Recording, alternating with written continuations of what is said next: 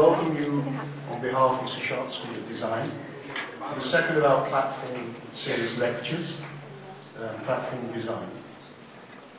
I'm delighted to say that we have the internationally renowned creator, I think that's the way you can talk about that here, creator with us today. I had the privilege of meeting Danny maybe 20 years ago when we worked together on a project for, interestingly, a very prominent Indian family. It was a very successful project. Danny did amazing work, and our friendship has lasted ever since. So I am extremely grateful, now that we have Sushant School of Design and we have this program, that the management, rare people, that has the ability to have creative genius, truly creative genius, in every sense. But at the same time, he is a magician of a maker. Those two skills together are incredibly difficult to manage. And I hope many of you get those skills. But listening to this great man today will help you to get those skills. So I think we're passing over to the... I'm passing over to this. I think each person is the equivalent of 1 kilowatt of energy here giving off, so I hope the AC holds up. Yes, I started with in the stained glass area and then quickly moved on to painting. And it had to do with finding a match for one's attention, one's energy. And my attention span was far too brief. I would flit from one thing to another. And so painting suited me much better.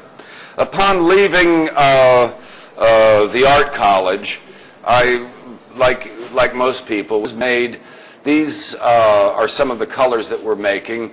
The colors that pigment glass are heavy metals, cadmium, selenium, cobalt, quite a technical issue, and I think I'm becoming a little bit more of a scientist now sometimes than an artist.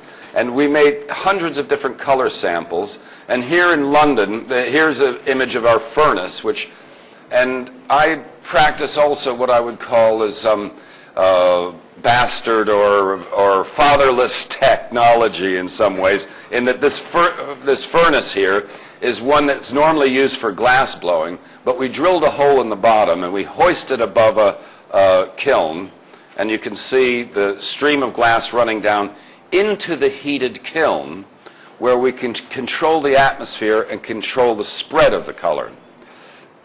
So this is work that we've been doing in the studio in London for a few years now. And part of it is the actual thrill of being directly involved in this.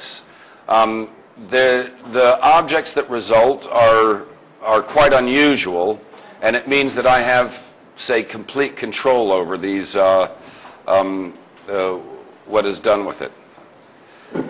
Well, so then we're also now working a lot in steel. What happened there? Exactly. So this steel here is basically an intuitive development, and I direct the whole process in the studio. And for instance, the method by which this was developed, it was made, and then the client came in. I was just making it for the joy of making it. A client happened in and said, "Oh, I love this. I need a desk." And I said, "Well, here we are, you know, we can." And then at that point, then it was modified, sort of back modified to suit his function. So it's really performing a function as a piece of sculpture at the same time as being a functional